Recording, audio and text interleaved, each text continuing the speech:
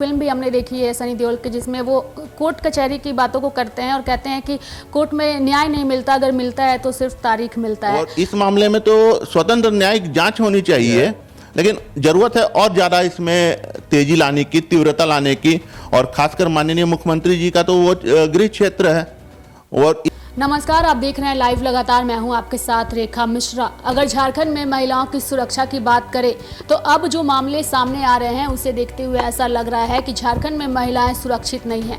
सिर्फ झारखंड ही नहीं बल्कि देश के अलग अलग राज्यों के भी अगर हम आंकड़ों पर गौर फरमाएं तो हर एक राज्य से अक्सर ही महिलाओं के साथ उत्पीड़न, दुष्कर्म जैसे मामले जो हैं वो सामने आते रहे हैं और यह मामले जो हैं वो कोर्ट कचहरी में फंसे रह जाते हैं, महिलाओं को न्याय नहीं मिलता।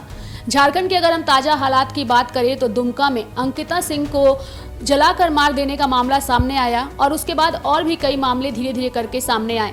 अगर हम 5 अगस्त की चतरा की बात करें तो चतरा में भी एक लड़की के द्वारा तेजाब फेंक कर उसे जलाने की कोशिश की गई। फिलहाल वो लड़की रिम्स में भर्ती है, लेकिन ये मामले जो हैं वो धीरे धीरे करके सामने आ रहे हैं। ऐसे में आज हमारे साथ इस कार्यक्रम में लीगल एक्सपर्ट दीपेश निराला मौजूद हैं। इनसे हम कानूनी प्रक्रिया को समझने की कोशिश करेंगे। दीपेश जी, सबसे पहले तो स्वागत है आपका हमारे इस जी धन्यवाद। हमारा सवाल यही है कि महिलाओं की सुरक्षा की अक्सर ही लोग बातें करते हैं, लेकिन जहां उनकी सुरक्षा की बात आती है वो बिल्कुल सिफर नज़र आती है धरातल पर।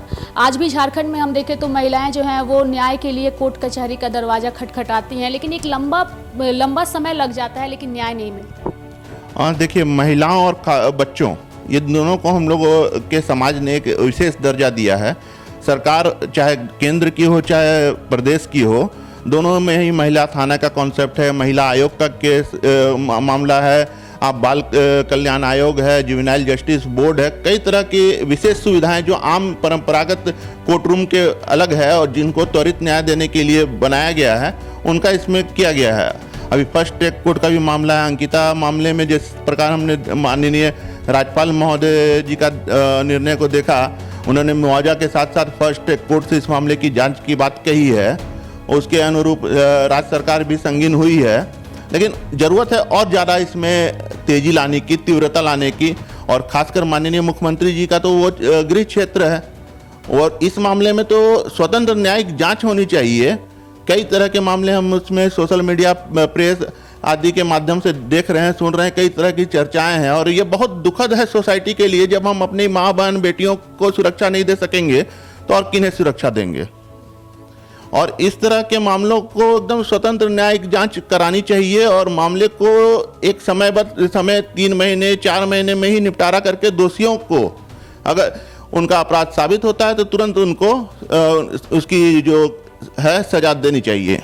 अगर हम देश की बात करें तो हमारे देश में जो कानूनी प्रक्रिया जो है उसमें जो काफ़ी विलम्ब होता था। एक फिल्म भी हमने देखी है सनी देओल की, जिसमें वो कोर्ट कचहरी की बातों को करते हैं और कहते हैं कि कोर्ट में न्याय नहीं मिलता, अगर मिलता है तो सिर्फ तारीख मिलता है। और उस प्रक्रिया को समाप्त करने के लिए जो है फास्ट ट्रैक कोर्ट जो है वो बनाया गया ताकि पीड़ितों को जल्द से जल्द समय पर न्याय मिल सके।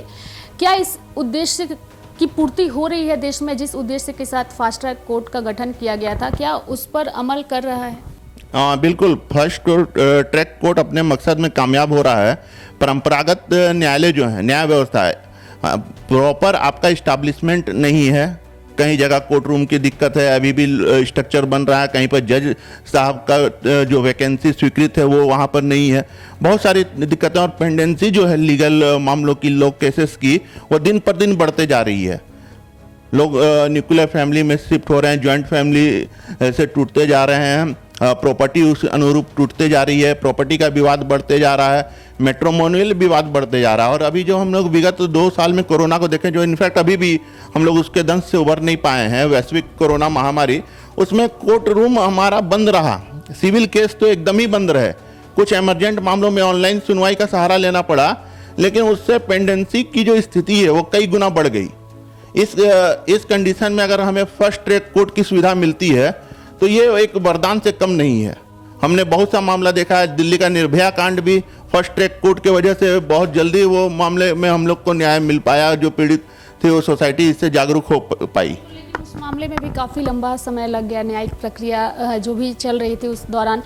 दीपेश जी, चूंकि महिलाओं की जब भी बात आती है, उनकी सुरक्षा की बात आती है, तो अक्सर ही हम देखते हैं कि चाहे वो तलाक का मामला हो या फिर संवेदनशील मामले हैं, अगर मामले संवेदनशील हैं तो फास्ट ट्रैक कोर्ट के तहत सुनवाई हो जाती है। लेकिन अगर तलाक का मामला हो, घरेलू हिंसा का मामला हो, तो उसकी सुनवाई जो प्रोसेस है उसके हिसाब से चलती है, जिसमें काफ़ी लंबा वक्त लग जाता है। तो आपको नहीं लगता कि अब इस प्रक्रिया में भी सुधार करनी चाहिए ताकि जो प्रक्रिया लंबे समय तक चली आ रही है उसका निपटारा किया जा सके? देखिए, इसमें सबसे बड़ा दिक्कत की बात यह है कि जागरूकता की कमी। महिलाओं हमारा जो समाज है, जो भारत का समाज है, उसको लोग पुरुष प्रधान की ओर ज़्यादा देखते हैं। लेकिन हमारा झारखंड में जो ट्राइब एरिया है वो मातृ सत्तात्मक परिवार की ओर ज़्यादा रुख करता है। इस केस में जो है कि महिलाओं को अपने अधिकारों का पहला ज्ञान, कि हमारे साथ कुछ भी गलत हो तो हम क्या करें, उनकी प्रॉपर काउंसलिंग कहाँ पर मिले, क्योंकि बहुत सारे स्ट्रक्चर्स सरकार ने बनाए।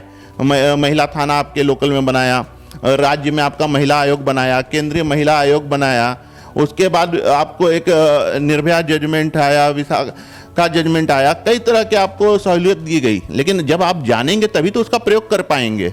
जब आप उस झिझक से, उस बंधन से आप बाहर आएंगे, मैट्रिमोनियल विवाद है, चीज़ों को आप बांध के रखे हुए हैं, आप कष्टों को सह रहे हैं, जब अपराध हो जाता है तो उसको भी आप सहने का प्रयास करते हैं, लेकिन उसका रिपोर्ट नहीं होता है। जब तक प्रशासन या पुलिस के पास, क्योंकि हमारे पास मात्र पुलिस एक विकल्प, उसका कोई विकल्प ही आज तक नहीं बन पाया है।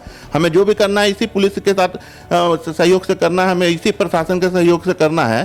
तो जब तक मामले पुलिस प्रशासन और कोर्ट्स के पास रिकॉर्ड में नहीं आएंगे, रिपोर्ट में नहीं आएंगे, तो वो आखिर करेंगी क्या करेंगी। सिविल सोसाइटी है, प्रेस मीडिया है, आज सोशल मीडिया की शक्ति है, तो चीज़ों में अब हम लोग देख रहे हैं कि रफ्तार आई है, लोग धीरे धीरे जागरूक हो रहे हैं। लेकिन सरकार को ज़रूरत है, प्रशासन को ज़रूरत है कि इसकी जागरूकता के व्यापकता को और अधिक बढ़ाए। जागरूकता को भी बढ़ाने की ज़रूरत है। बहरहाल अगर हम अंकिता मर्डर केस की बात करें तो इस मामले को लेकर के आम से लेकर खास सभी लोगों की आंखें नम हैं। सभी इस मामले में न्याय की उम्मीद लगाए बैठे हैं। ऐसे में देखने वाली बात होगी कि आने वाले समय में अंकिता मर्डर केस मामले में क्या कुछ फैसला जो है वो कोर्ट का आता है।